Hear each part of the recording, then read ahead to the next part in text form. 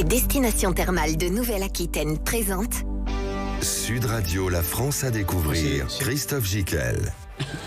Ah, chers amis Sud Radio, nous partons à nouveau dans cette émission à la découverte d'une bénéfique, souriante et tellement reposante destination. Nous partons en effet non seulement en Nouvelle-Aquitaine, déjà on est bien, mais en plus au pays du thermalisme. Oui, vous savez, cet espace-temps à part dans une vie où durant de quelques jours à 3 semaines, vous abandonnez toute forme de stress pour vous transformer en cet être de plus en plus détendu dans son peignoir et qu'on appelle un ou une curiste. 28 établissements vous accueillent en Nouvelle-Aquitaine. 28 équipes rompues à l'exercice de l'accompagnement personnalisé, souriantes, accueillantes, bienveillantes, attentives, qui n'ont qu'un désir, vous choyer et se mettre en quatre pour vous aider à quelle que soit la raison de votre venue, aller mieux. En effet, on sait depuis des siècles que les eaux de source se révèlent d'une efficacité complémentaire avérée et surtout durable face aux maladies chroniques ou depuis nos mondes modernes au traumatisme post-opératoire. Or, le thermalisme n'est pas que cela. Il offre aujourd'hui un immense intérêt en termes de prévention santé, d'éducation thérapeutique, d'accompagnement du vieillissement et constitue même une réponse efficace contre les troubles de l'anxiété et les burn-out. Car prendre soin de soi et uniquement de soi durant quelques jours ou 3 semaines, lâcher prise, accepter de se faire cocooner, bref, accepter de se réaligner avec soi-même, ne serait-ce qu'en rompant avec son cadre de vie habituel, c'est déjà le commencement du mieux allant. Et c'est ce que nous proposons de partager dans cette émission en découvrant les nouveaux visages du thermalisme et où ça, en Nouvelle-Aquitaine bien sûr.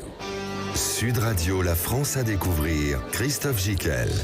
Et pour parler du thermalisme en Nouvelle-Aquitaine, nous avons réuni la fine fleur, la crème de la crème. Julien Bazus, maire de Saint-Paul-les-Dax, conseiller régional délégué au thermalisme en Nouvelle-Aquitaine. Julien, bonjour. Bonjour à tous. Sébastien Carpentier, vice-président d'Aquéotherm, directeur de l'établissement thermal Les Thermadax dans les Landes, président du groupe Cure Thermal. Bonjour. J'ai tout dit, vous avez eu le temps de prendre le micro. Parce qu'on a un micro pour deux, on vous cache rien. Hein. On partage de bon cœur. Bonjour à tous. C'est très bien. Eugénie Hogarth, directrice des thermes d'Évaux-les-Bains dans la Creuse. Bonjour Eugénie. Et docteur Olivier Dubois, psychiatre, directeur des thermes de Saujon, vice-président de la Société française de médecine thermale. Tout va bien, docteur? On se connaît déjà, on s'est longuement interviewé l'un et l'autre. Absolument, exactement. Mais non, je ne vous ai pas interviewé. Non, j'ai pas été un de vos patients. Non, pas encore. Absolument, pas pour l'instant. Non, mais je mérite. Ça ne tardera pas. Comme tous les gens qui me croisent. Absolument. Alors, en Nouvelle-Aquitaine, c'est 28 établissements thermaux, 7 départements de Nouvelle-Aquitaine, 15 stations thermales, un hôpital thermal et en gros 150 000 curistes à l'année. La Nouvelle-Aquitaine est la première région de France en termes d'entreprises thermales privées. La première, on est d'accord? Oui. Alors Julien Bazus, première question pour vous. On parle d'un plan thermal en Nouvelle-Aquitaine avec 5 axes. Qu'est-ce que ça veut dire par là pour le grand public? Est-ce que ça veut dire que le thermalisme se réinvente, réinvestit, lance de la recherche, se renouvelle? Tout ça à la fois. Ouais, un petit peu tout ça à la fois. Effectivement, nous pensons que le thermalisme, si ce n'est qu'il se réinvente, a besoin d'évoluer. Pourquoi? Parce que nous sommes dans une période post-crise Covid qui a causé beaucoup de souffrance et de dégâts dans le milieu thermal. Et puis d'autre part, force est de constater que le thermalisme est à la croisée de nombreux chemins, que sont celui de la santé, bien évidemment, on y croit en Nouvelle-Aquitaine à la santé, mais aussi du tourisme, de l'emploi, parce que nous avons des stations positionnées en territoire rural, de développement économique, de recherche, de formation et puis aussi de transition écologique. D'accord, donc tout ça c'est un renouvellement, un nouveau visage, toujours une façon de se réinventer. Et il faut apporter justement des réponses à ces défis qui s'offrent à nous dans ce monde qui évolue en permanence, qui nous oblige à bouger, d'où effectivement la création, j'ai envie de dire la co-construction de ce plan thermal, parce qu'on l'a fait avec l'ensemble des professionnels du thermalisme à l'échelle de la région, les élus locaux, l'Institut du thermalisme bien évidemment, le cluster Aquéotherm, et c'est fort en fait de cette réflexion collective qu'on a mis au point ce nouveau plan thermal composé de 5 axes. D'accord. Sébastien Carpentier, vice-président d'Aquéotherm, directeur de l'établissement thermal Les Thermadax dans les Landes et président du groupe Cure Thermal. Vous, le programme Protect, qu'est-ce que c'est?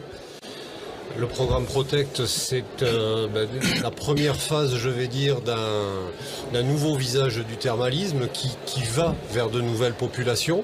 En l'occurrence, il s'agit de développer un programme à destination du personnel hospitalier et nous sommes dans une phase aujourd'hui d'évaluation de l'efficacité de ce programme, avec pour ambition de mesurer une amélioration très notable de la qualité de vie au travail, élément absolument fondamental aujourd'hui pour que les gens se sentent bien dans leur mission et restent stabilisés dans leur emploi, et une mesure plus analytique qui va être l'évolution des nombres de jours d'arrêt de travail pour les personnes qui auront suivi favorablement ce programme. D'accord, donc dans le thermalisme, on s'occupe du mieux-aller des curistes, mais aussi du mieux-aller des professionnels de santé. Bien entendu. Alors ça a été notre première orientation de travail. Bien évidemment, si ce programme est validé, nous pourrons regarder vers d'autres métiers, des métiers avec des dimensions physiques, des métiers avec des dimensions de sédentarité, sur lesquels ce programme pourrait être également adapté. D'accord. Eugénie Hogarth, directrice des thermes d'Évaux-les-Bains dans la Creuse. Alors vous êtes dans le dispositif Nouvelle-Aquitaine, le département le plus au nord de la... C'est ça. Vous êtes bien dans la Creuse? On est très bien dans la Vous Creuse. êtes à 40 km de Guéret. Oui. Décrivez-nous un petit peu votre univers touristique autour de vous. Qu'est-ce qu'il y a? Qu'est-ce qu'on voit? Alors, on se situe effectivement dans la Creuse. On est le seul établissement thermal dans ce département. On est dans une station à dimension humaine, 1300 habitants à Évaux-les-Bains. Et on est effectivement en pleine nature, puisque, comme vous l'avez justement rappelé, les grandes villes sont relativement loin, à une trentaine de minutes, 30 à 45 minutes. Donc, on vient se ressourcer avec effectivement des sites quand même assez remarquables à côté, les pierres jaubâtres un peu suspendues, des réserves naturelles. Voilà. D'accord. Et quelles sont les spécialités de la station thermale?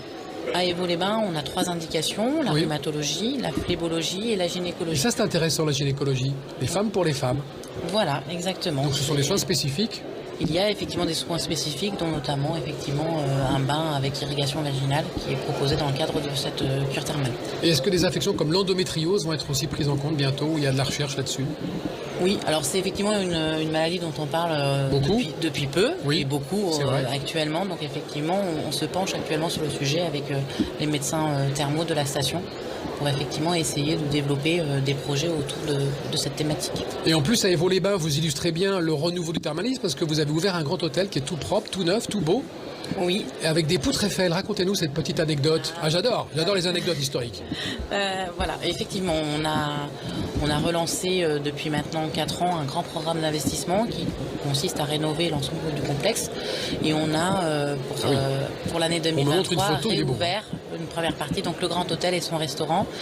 Et effectivement, à côté des choses qui sont à visiter autour d'Évaux-les-Bains, on a le viaduc de la Tarde, qui était un viaduc qui a été construit par Gustave Eiffel. Et lors de la construction de ce viaduc, effectivement, il y a eu un problème. Et quand ils ont tiré le tablier, c'est tombé dans la Tarde qui se situait juste en dessous. Donc on a récupéré des poutres Eiffel et on a redécouvert au moment des travaux, effectivement, des poutres Eiffel à l'intérieur du grand hôtel.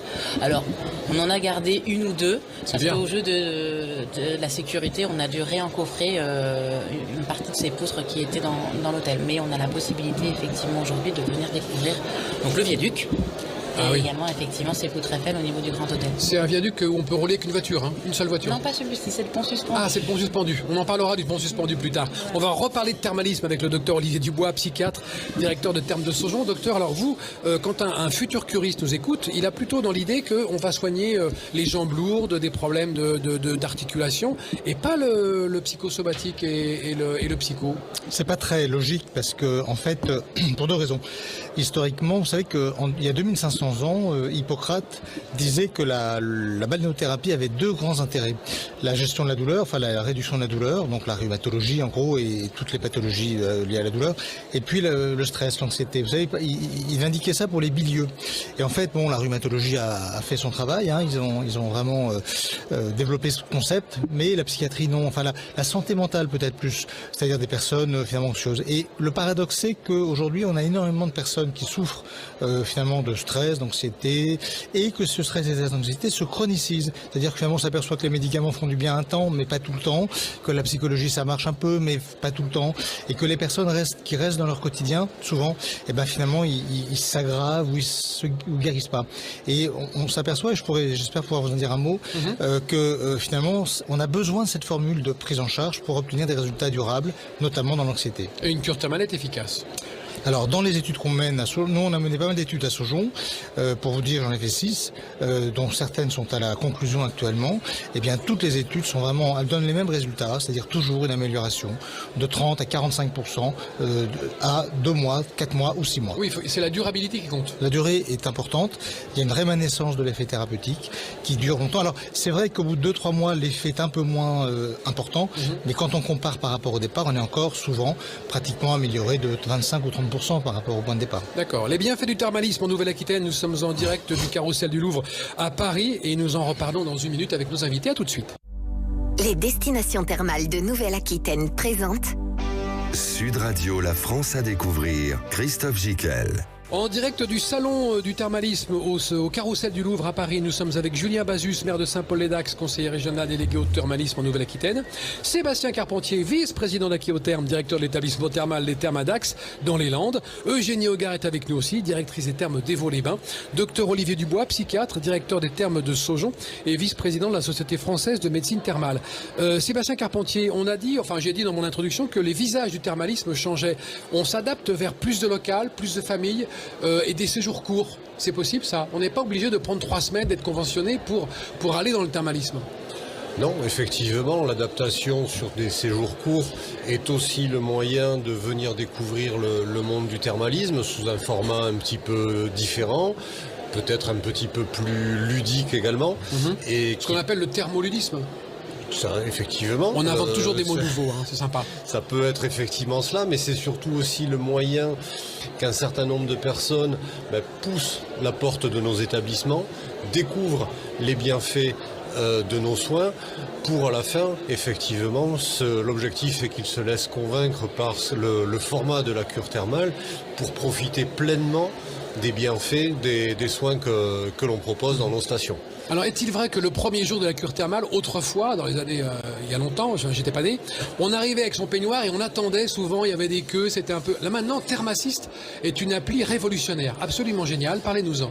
Alors effectivement, l'idée c'est aussi d'amener du service à nos curistes, d'amener aussi des conditions de travail favorables à nos collaborateurs. Thermassist nous permet de communiquer d'une part avec le médecin thermal par lequel nous recevons l'ordonnance thermale et de transmettre dans un second temps à nos curistes leur planning de soins, mais aussi un certain nombre d'informations sur leur séjour, les possibilités d'activité au sein même de l'établissement qu'ils fréquentent, ou bien les animations de la station dans laquelle ils se trouvent, et qui permet donc d'avoir tout ceci en temps réel, sans avoir besoin effectivement d'aller faire la queue, etc.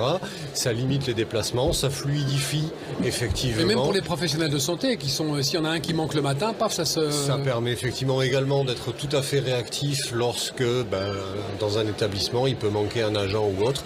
On est beaucoup plus réactif pour refaire nos plannings de soins et surtout prévenir nos curistes sans dommage que leur planning évolue ou change. Donc ça s'appelle Thermassist et on encourage tout le monde c'est une appli qu'il faut télécharger toute simple. Tout à fait, et bien sûr nos équipes sont là pour guider nos curistes s'il y a quelques difficultés à l'allumage, mais ça se fait très très bien et tout le monde est extrêmement réceptif à cela, que ce soit les médecins thermaux avec lesquels nous travaillons et évidemment nos curistes et puis l'ensemble de nos agents.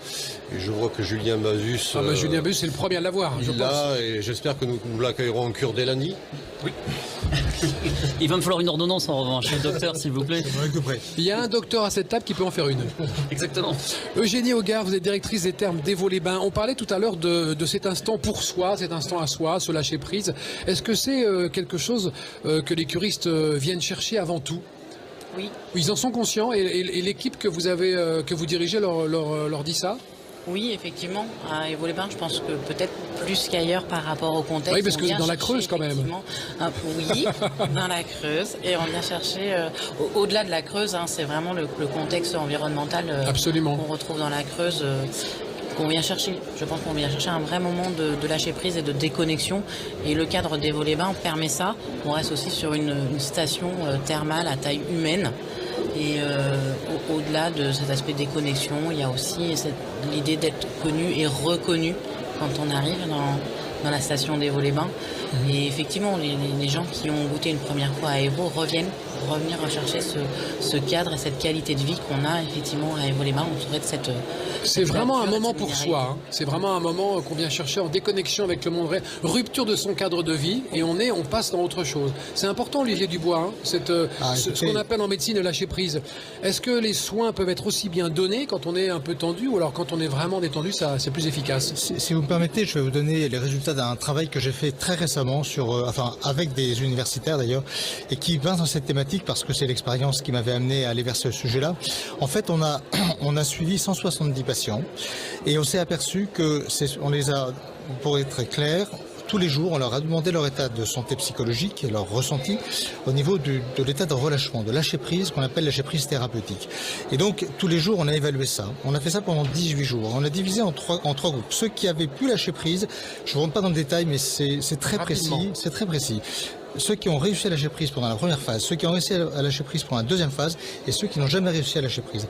Et ce qu'il ressort, c'est qu'on a 3 groupes absolument comparables. C'est-à-dire qu'on a à peu près un tiers qui lâche prise tout de suite, un tiers qui lâche prise en deuxième moitié de cure, un tiers qui lâche prise jamais. Et la corrélation est absolument extraordinaire. Ceux qui ont lâché prise en début de cure et ceux qui ont lâché prise en deuxième moitié de cure, donc beaucoup plus tardivement, ont exactement les mêmes résultats en termes d'amélioration. Ils ont une amélioration de 30 à 40% par rapport au départ. Ceux qui n'ont pas lâché prise n'ont pas d'amélioration, ou très très faible, en tout cas pas significative. Ce qui veut dire que il est vraisemblable, enfin aujourd'hui on peut l'affirmer, il est vraisemblable que la cure thermale a un mécanisme d'action, en tout cas dans la santé mentale, mais peut-être dans d'autres spécialités, a un mécanisme d'action qui est extrêmement spécifique, qui est différent de tous les autres mécanismes d'action. C'est pas un mécanisme d'action qui est purement biologique, ou purement, même si la biologie peut avoir sa part là-dedans, c'est un mécanisme de relaxation, de réduction des défenses psychologiques et psychosomatiques. Et on s'aperçoit aussi que tous les symptômes, qu'ils soient psychosomatiques, sommeil, anxiété, dépression, conscience, enfin, fluidité de la confiance, disparaissent de la même façon et de manière parallèle. Est-ce que l'idée, c'est aussi de petit à petit se passer des médicaments quand on va en cure? Est-ce que ça a une incidence là-dessus? Alors évidemment, nous, à Sojo, on c'est un peu ça que le curiste vient chercher. Oui, alors, attendons. Du chimique. Attention. Oui. Vous avez, si vous faites une grosse dépression, n'arrêtez pas les médicaments, parce que vous n'êtes pas le moment. Par contre, si vous, depuis 2 ans, vous êtes bien stabilisé avec votre traitement et que vous n'avez aucun symptôme, il est certain qu'il y a tout intérêt à réduire les médicaments. Souvent, les gens essaient à la maison, ils n'y arrivent pas. Le médecin ne sait pas toujours faire. En cure thermale, on peut faire ça. On sait faire. On a le temps, on a les spécialistes. Nous, on a des programmes. On a un programme qui s'appelle SPECT sur le sevrage des anxiolytiques et des hypnotiques. Donc, on a le moyen de le faire. Et dans notre programme SPECT, on a 41% des gens qui arrêtent pendant 6 mois après la cure. Et peut-être plus d'ailleurs, mais on s'arrête à 6 mois l'évaluation. Donc, vous voyez, on a vraiment des moyens de faire ça. Et bien évidemment, comme vous le dites, si on arrive effectivement à se lâcher prise, forcément, à un moment donné, la détente va se faire d'elle-même et pas uniquement par rapport aux médicaments. Et si les gens viennent en cure, c'est bien parce que le médicament n'arrive pas à créer ce processus. Ce qu'il faut comprendre dans la lâcher prise thérapeutique, c'est que c'est un phénomène, un processus que les gens n'arrivent pas à obtenir tout seuls, à faire tout seuls. Ils n'arrivent pas chez eux à le produire. C'est pour ça qu'ils ont obligé de le faire ailleurs. Et que deuxièmement, il faut la cure. Enfin, ça a l'air d'être une spécialité de la cure de créer ce phénomène. Et alors pourquoi, je ne voudrais pas que vous vous fâchiez avec vos confrères, mais pourquoi peu de médecins généralistes donnent la cure comme moyen ou préventif ou curatif dans des cas d'affection psychosomatique?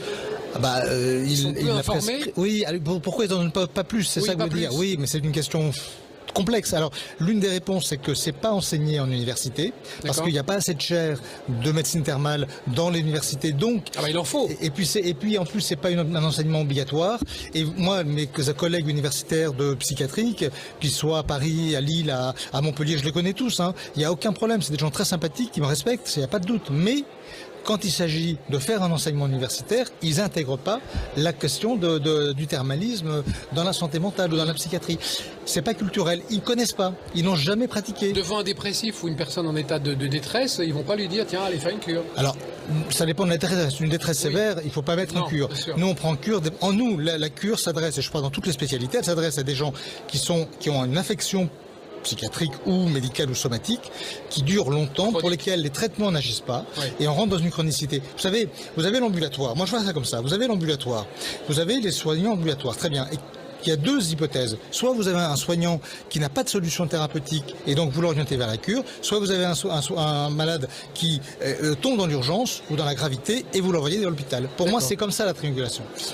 Sébastien Carpentier, vice-président d'Akéotherm, directeur de l'établissement thermal des Thermadax. Est-il vrai qu'on repart à l'investissement et dans la recherche dans l'univers du thermalisme et en Nouvelle-Aquitaine ? Oui, ce sont effectivement des orientations que l'on se donne, qui sont nécessaires. Vous citiez l'exemple tout à l'heure d'Évaux-les-Bains. Je crois que on va effectivement, sur des stations comme Dax par exemple, investir dans de nouveaux soins qui seront disponibles dès cette saison. On va investir aussi dans des établissements qui vont s'embellir. Donc il est important pour nous de repartir à l'investissement, et ce, sans aucun doute, dans 3 directions.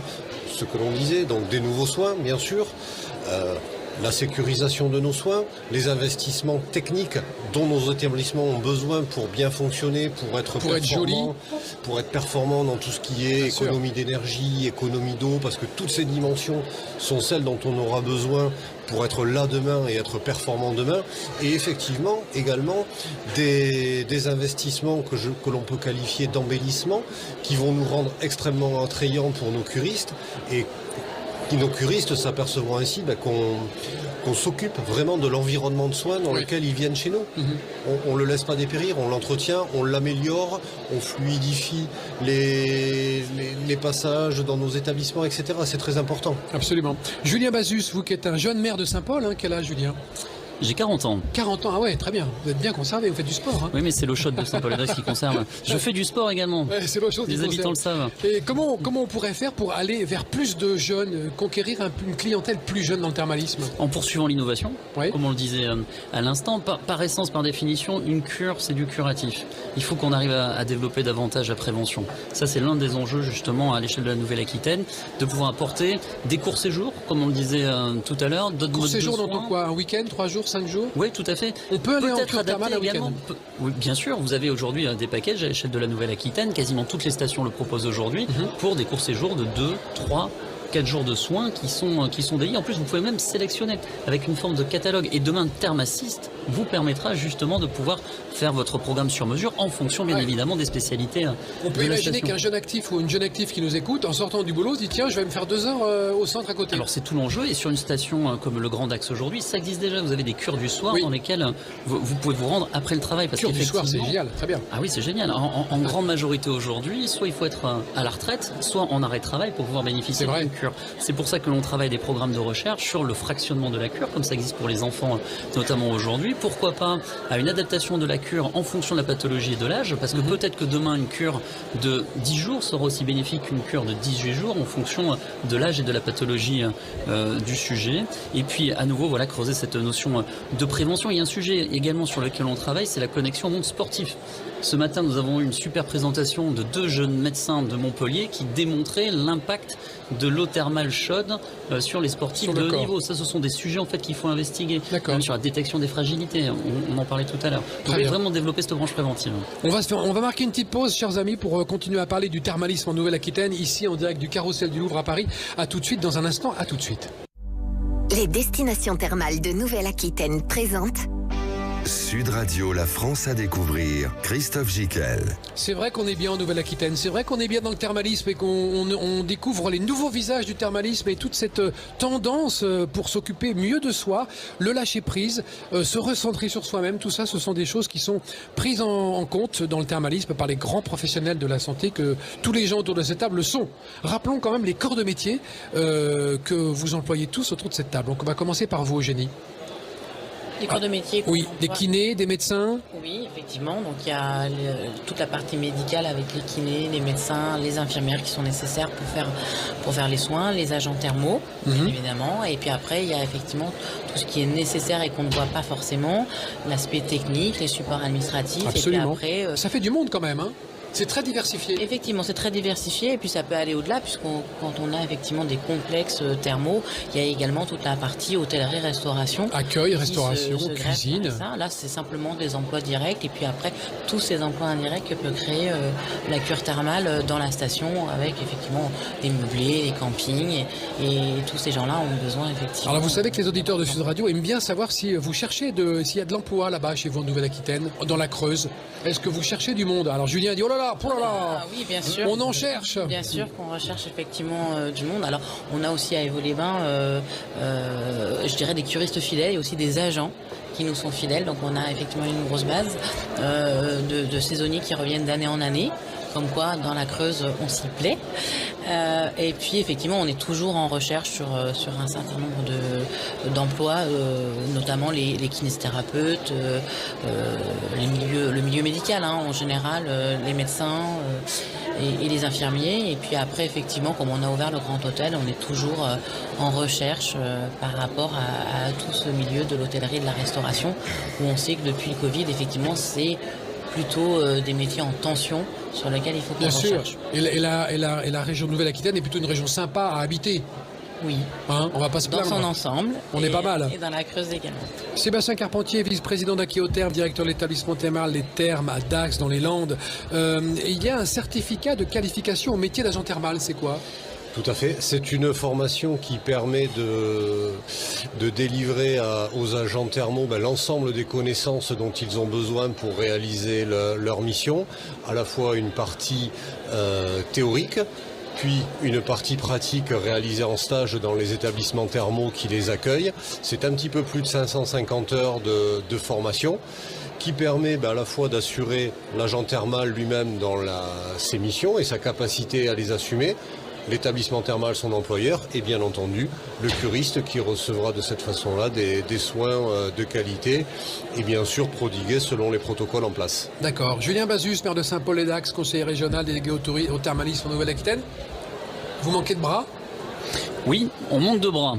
Et c'est un appel que l'on peut lancer à vos auditeurs qui souhaiteraient justement venir vivre dans cette belle région qui est la Nouvelle-Aquitaine. C'était rappelé juste auparavant, on manque de médecins thermaux. D'ici 5 ans, c'est une quantité énorme, quasiment la moitié des médecins thermaux qui vont partir à la retraite, c'est colossal. Médecin thermal, c'est une spécialité ? Oui, je pense que le docteur pourra en parler beaucoup mieux que moi. Oui. Un mot sur les kinés. Oui. Parce qu'il y a un vrai enjeu sur les kinés, Eugénie le rappelait. Nous avons aujourd'hui des stations en Nouvelle-Aquitaine où il n'y a plus un kiné français. Ah oui. Oui, nous sommes obligés de nous appuyer sur nos confrères, nos collègues étrangers, et heureusement qui sont là, espagnols, roumains, polonais d'Europe centrale, et qui viennent aider les stations thermales à pouvoir prodiguer les soins. Sinon, nous serons obligés de refuser des curistes, voire même de fermer à certains moments. Pour à cause d'un numerus clausus, donc qu'est-ce qui s'est passé ? Non, pas du tout. C'est-à-dire que les kinés sont pas assez passionnés par le monde thermal. On va le résumer comme ceci. Ouais. Et nous travaillons justement avec l'Institut du thermalisme notamment, et puis l'Ordre des kinés pour pouvoir faire évoluer la situation qui est vraiment critique en fait pour nos établissements thermaux. Donc s'il y a des kinés qui nous écoutent, sur les agents, bien sûr. Dirigez-vous vers le secteur du thermalisme, les gars. On les attend avec impatience. Et en plus, on se rend compte que c'est super sympa. Les agents thermaux également, donc à Évaux-les-Bains, ils sont très fidèles, mais c'est pas le cas partout. Et nous manquons aussi de bras plus opérationnels pour prodiguer les soins, déposer les cataplasmes, accompagner les gens dans les piscines, disposer la boue sur les organismes, etc. Donc, mais un peu comme de nombreuses filières, j'ai envie de dire, mais particulièrement dans le thermalisme, c'est important, on a besoin de main d'œuvre. Docteur Olivier Dubois, alors expliquez-nous la petite formation nécessaire pour devenir médecin thermal. Vous qui êtes médecin et psychiatre. C'est assez simple en fait. N'importe quel médecin peut pratiquer la médecine thermale. Il s'installe dans une station thermale. Alors, il est recommandé effectivement de faire ce qu'on appelle un DIU ou alors une formation un peu plus importante. Mais c'est pas un élément indispensable de la pratique médicale. Et d'ailleurs, n'importe quel médecin de France peut faire une prescription de cure thermale à un patient. Par exemple, moi, je peux faire en tant que psychiatre une prescription de cure pour un patient en rhumatologie ou inversement. Et les règles sont pas très complexes. On peut prendre des médecins retraités ou des médecins. Vous pouvez avoir en station psy ou en station rhumato des médecins généralistes. Vous voyez, il n'y a pas beaucoup et on n'est pas obligé de faire une formation thermale. Le thermalisme reste quand même une science médicale assez simple quand même. Il faut le reconnaître. Elle est intéressante cette spécialité parce qu'elle est très humaine. Elle permet d'avoir beaucoup de contacts avec des gens. On voit des gens qui vont souvent bien mieux naturellement. Et ça, c'est quelque chose d'assez agréable à vivre quand on est médecin. Moi, j'ai beaucoup apprécié les premières années de mon activité, cette dimension finalement du soin naturel où le patient est vraiment enchanté. On sent bien qu'il n'y a pas que l'action biochimique de l'eau sur le... Voilà, il y a aussi l'environnement, le repos, la retraite, la mise en recul, les liens qui se créent avec d'autres patients, etc. Il y a beaucoup d'événements, mais c'est très agréable. Et donc, on n'a pas besoin d'avoir une formation très pointue. C'est bien de connaître la balnéothérapie, c'est bien de savoir comment ça fonctionne, c'est bien de savoir la chaleur, savoir la durée des soins, etc., d'y réfléchir. Et il y a une société française de médecine thermale dont on a parlé tout à l'heure un petit peu, qui consiste effectivement à dire que cette société a pour but d'encadrer, de donner les bonnes pratiques et de mobiliser les médecins à faire des études scientifiques pour prouver l'efficacité de la cure. Mais encore une fois, l'installation du médecin thermal, c'est assez simple. D'accord. Julien Bazus, est-ce qu'on peut dire que les pratiques ne sont pas figées, les soins ne sont pas figés? Où en est la recherche dans le thermalisme aujourd'hui? Est-ce qu'on va vers des choses novatrices, nouvelles, modernes, inédites? La recherche, elle avance. Je suis peut-être pas le mieux placé pour en parler à l'échelle nationale, mais je sais qu'avec l'Institut du thermalisme, avec le cluster Aqui-Haut-Terme, nos différents établissements thermaux qui sont même support à la recherche, on bouge en Nouvelle-Aquitaine. Parce que vous voyez, on n'a pas parlé par exemple des traitements post-cancer du sein. Mais qu'est-ce qu'on attend ? C'est assez nouveau et c'est depuis l'an dernier que ça commence à se déployer en régime de croisière dans l'ensemble de nos stations. Il y a une grande attente. Il y a de grands besoins sur cet aspect-là. Il y a des recherches en cours, notamment autour du fraction des cures, on en parlait, autour de la neurologie, qui sont des secteurs peu explorés, j'ai envie de dire, encore à l'échelle thermale. On a besoin de continuer à avancer. La connexion au monde sportif, la prévention pour les jeunes, c'est tous ces éléments qu'il faut investiguer. On y consacre des moyens et avec la région Nouvelle-Aquitaine, le président Alain Rousset l'a dit, on souhaite accélérer, on souhaite aller plus loin. Et pour rebondir sur ce qu'on disait tout à l'heure, le président s'est même déclaré tout à fait ouvert à la création d'une chaire si d'aventure nous avions les chercheurs qui souhaitaient s'en saisir. Absolument. Docteur Dubois ? Oui, sur la recherche, je pense qu'effectivement, il faut quand même rappeler qu'il y a plus de 20 ans, en début des années 2000, a été mis en place une organisation qui s'appelle l'AFRET. C'est un organisme qui collecte tous les ans de la part de chaque station qui reçoit des curistes une somme d'argent qui est à peu près équivalente à 1 million d'euros par an. Cette somme d'argent a permis de monter une 60aine d'études scientifiques. Ces études touchent à peu près à tous les domaines, que ce soit de la physiologie, que ce soit de la comparaison, que ce soit du suivi de patients sur le long terme, que ce soit de la comparaison avec des méthodes psychoéducatives, de l'évaluation des psychoéducations. Enfin, tout a été fait à peu près dans ce domaine. Il n'y a pas beaucoup de domaines d'ailleurs qui se sont autant évalués, avec effectivement un problème pour la recherche thermale, c'est qu'on a un problème, c'est le problème du placebo. On ne sait pas faire un placebo thermal. On ne sait pas remplacer une cure thermale fictive par une cure réelle par une cure fictive. On sait pas de l'eau faire. chaude de soin par une autre chaude de soin. Où est le placebo ? Voilà, exactement. Voilà. Mais hormis ça, on a effectivement tout. Et on a beaucoup innové. On a parlé du post-cancer du sein. Il y a le sevrage des anxiolytiques qu'on a mis en place à Saujon. On a fait des protocoles. On a énormément développé des protocoles de prise en charge de patients qui présentent des pathologies. Sur l'endométriose, il y a des protocoles. Il y a énormément de choses qui ont été faites. Eugénie Augard, directrice des thermes des Vaux-les-Bains. C'est quoi le pédiknipe ? Pédiknipe, comment on dit ? Le pédiknipe. Le pédiknipe. C'est pas nouveau ça ? Non, c'est pas nouveau, ça existe dans peu de stations, mais effectivement, c'est un soin spécifique pour la phlébologie. D'accord. Donc, on a ça mis consiste en en place quoi ? à Évaux-les-Bains, ça consiste effectivement à être assis et avoir au niveau des jambes des petits pommeaux de douche et de faire le système de la douche écossaise. Donc, on va à un moment être en eau chaude, puis alternativement en eau chaude et en eau froide pour pouvoir relancer effectivement. Non, mais ça, c'est la très circulation. efficace. Moi, je me rappelle quand je jouais au tennis, je me faisais des entorses. Je faisais alternation. Tout le monde a joué au tennis et faisait des entorses. D'accord. Oui. Donc, eau chaude, eau froide, et ça dégonfle, ça va beaucoup mieux. Voilà, c'est assez rapide. ça va beaucoup mieux, mais on m'a interrogé ce matin et effectivement on parlait par rapport au sport et on m'a interrogé sur ce soin-là pour se dire qu'il y aurait peut-être quelque chose à faire du côté du sport et pourquoi pas. Et Eugénie Augard, qu'est-ce que la maison intégrative ? La maison de santé intégrative. De santé intégrative, ça c'est intéressant ça. Voilà, c'est un sujet sur lequel on a lancé une étude à Évaux-les-Bains.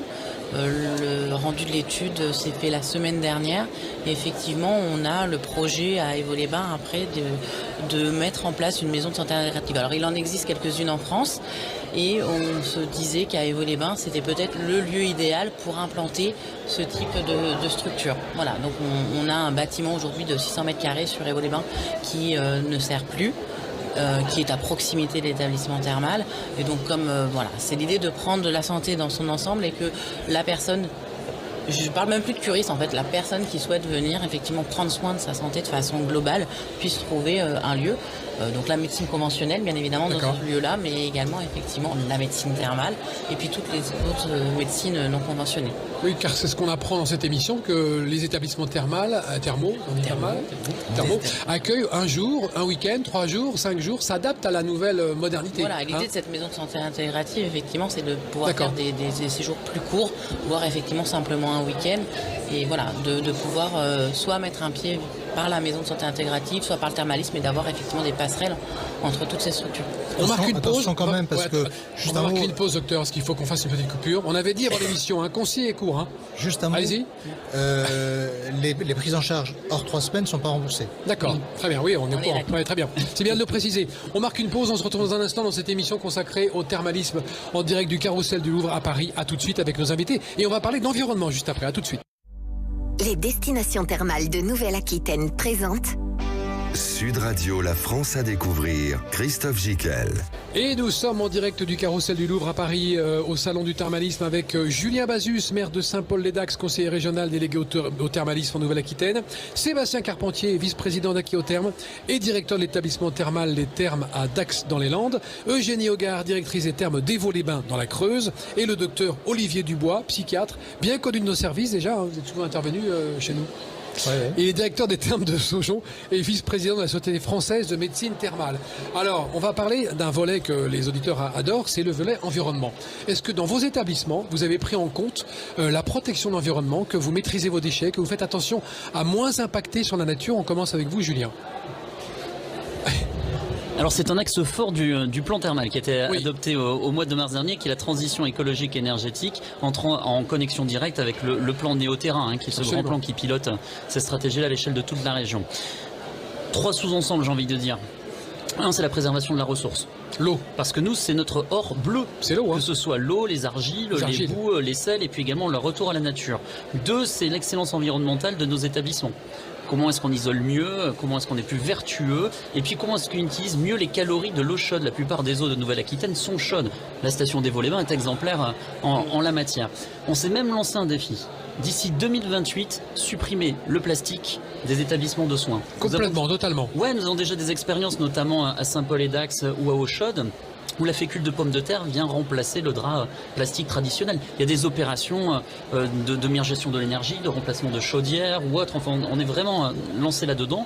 Et puis, dernier point, c'est l'excellence RSE, responsabilité sociétale de nos entreprises, tendre vers cette excellence RSE pour l'ensemble des établissements. Je crois que c'est une véritable attente de nos curistes et de nos visiteurs d'avoir une image d'excellence environnementale, puisqu'on le dit, la santé, c'est aussi la connexion à la nature, se ressourcer. Vous parliez tout à l'heure du pays thermal. Nous, on aime bien cette notion de voyage thermal. C'est effectivement se dépayser, c'est couper, c'est voir autre chose, c'est d'autres pratiques. Et je vais vous dire, il faut tester. Il faut tester. Une fois qu'on a testé une cure ou un morceau de cure, on a envie d'y revenir. Absolument, c'est vrai. Et d'ailleurs, c'est vrai qu'on en parlait en préparant cette émission avec vous, Sébastien Carpentier.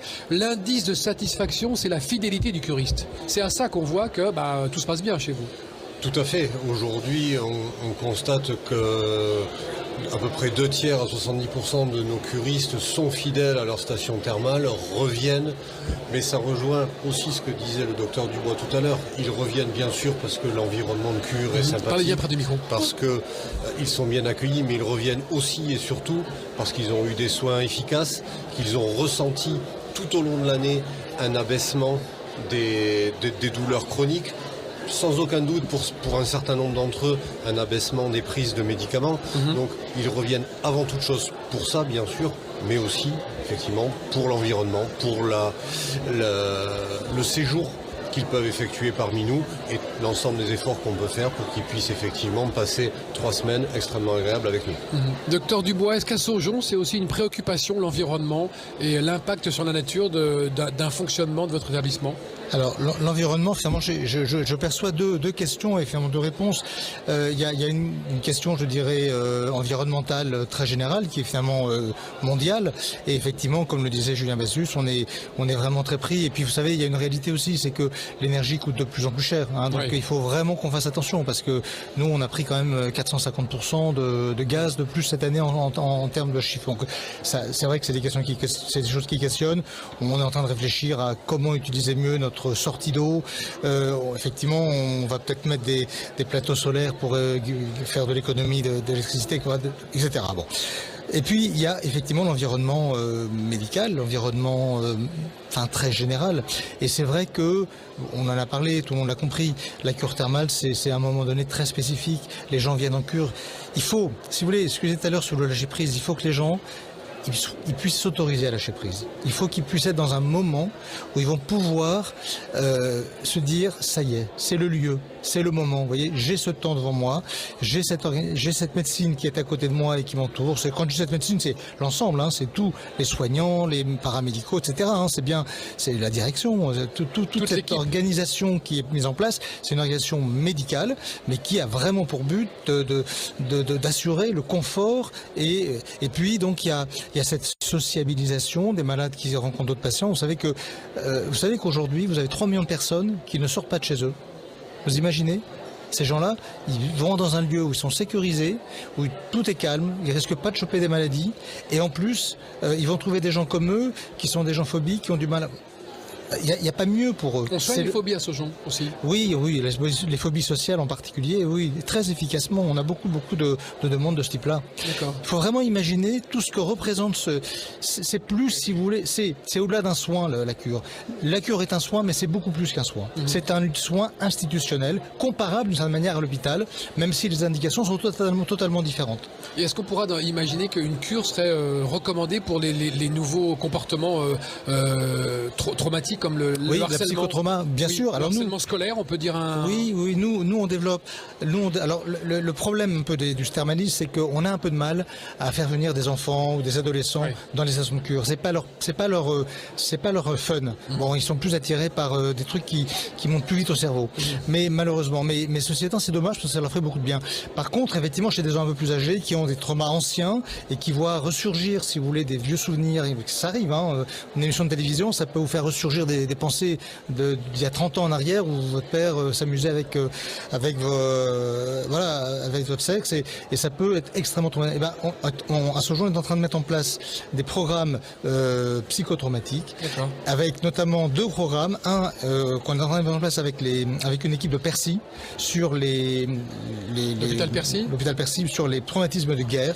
Et puis on voudrait également mettre en place pour tous ces abus sexuels qui pullulent complètement dans les cliniques et les hôpitaux psychiatriques. C'est une problématique incroyablement présente. D'accord, et qui pourrait être pris en compte parfaitement dans l'univers du thermalisme. Parfaitement, et qui bénéficierait beaucoup à la fois de la psychoéducation et des travaux en groupe. Parce que là, le fait d'être en groupe dédramatise beaucoup ces situations-là. Sébastien Carpentier, est-ce qu'on peut parler aussi que dans le thermalisme, on peut y attacher un volet prévention? On peut apprendre à détecter, à prévenir les risques de chute, à détecter. Il y a tout un programme qui fait que le curiste est pris en avant. Tout à fait. On travaille d'ores et déjà là sur un programme qui s'appelle Prévichute. Prévichute. Et qui va effectivement dans cette orientation-là, puisque pas loin de 500 000 personnes fréquentent aujourd'hui nos établissements thermaux, donc c'est une aubaine formidable pour aller recueillir un grand nombre d'informations et être capable derrière, en les exploitant, d'avoir des modèles préventifs sur des comportements. Là, éviter d'avoir par exemple un tapis dans son habitat, là avoir effectivement un certain nombre de mesures préventives quotidiennes pour permettre de reculer au maximum les problématiques de chute, dont on sait très bien qu'elles sont en général une étape un petit peu catastrophique, je vais dire, dans les pertes d'autonomie. D'accord. Et est-ce que tous dans vos établissements, vous faites la promotion de vos régions touristiques? Est-ce que vous vous associez pour dire aux curistes, attention, vous êtes chez nous, mais l'après-midi, si vous êtes libre, allez voir ci, allez voir ça? Eugénie, Olga? Oui, bien évidemment. Ah oui.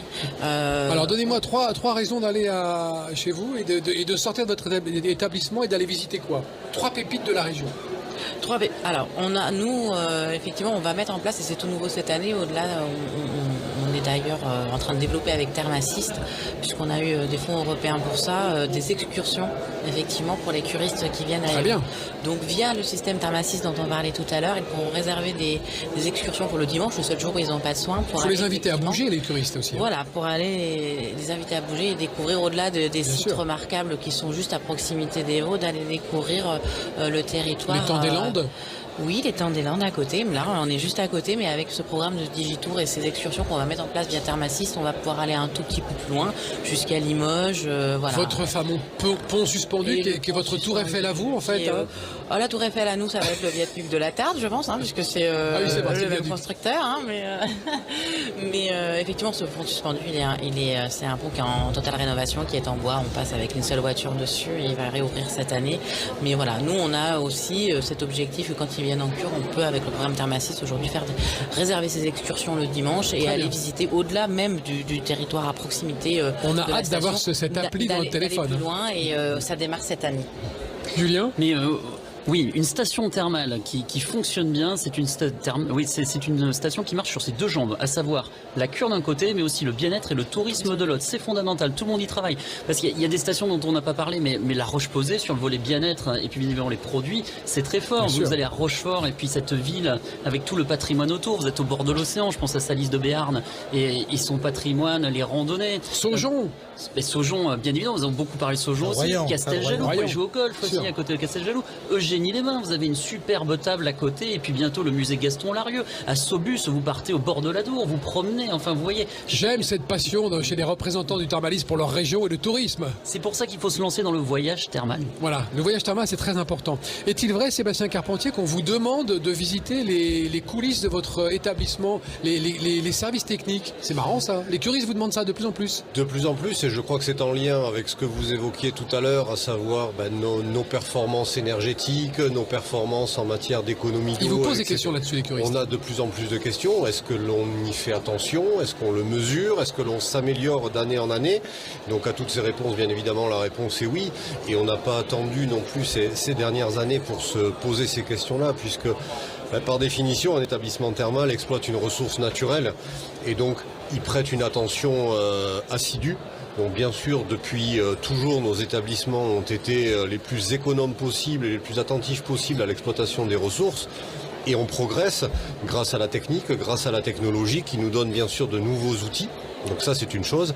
Et effectivement, cette curiosité et cette question qui aujourd'hui est aiguë est posée de temps en temps par nos curistes. Et bien sûr, on a plaisir à leur faire découvrir nos installations techniques parce que c'est tout un pan de nos activités, de nos la machinerie, quoi. Du temps que l'on y passe et des investissements que l'on déploie qui sont effectivement du coup visibles pour eux aussi. Donc c'est intéressant de partager ça avec eux. Julien Bazus, nous sommes en direct du Carrousel du Louvre au salon Aqui-Au-Terme et vous avez 30 secondes pour conclure cette émission et inciter nos amis auditeurs et auditrices à aller encore plus rendre visite aux établissements thermaux. Je crois que nos interlocuteurs ont tout dit à nos auditeurs, que vous cherchiez un emploi, que vous cherchiez un emploi, que vous cherchez un endroit pour vous détendre, pour vous ressourcer, pour vous retrouver par vous-même ou tout simplement faire une cure traditionnelle, on vous attend en Nouvelle-Aquitaine parce que c'est la région de l'avenir du thermalisme. Donc venez faire un voyage thermal chez nous. Bravo, on peut applaudir Julien, il est formidable. Merci beaucoup à tous d'avoir participé à cette émission. On les réécoutera sur YouTube dans une petite heure. Et puis on se donne rendez-vous dimanche prochain pour la France à découvrir à 17h. Et nous étions en direct du Carrousel du Louvre à Paris. Merci, salut, à bientôt.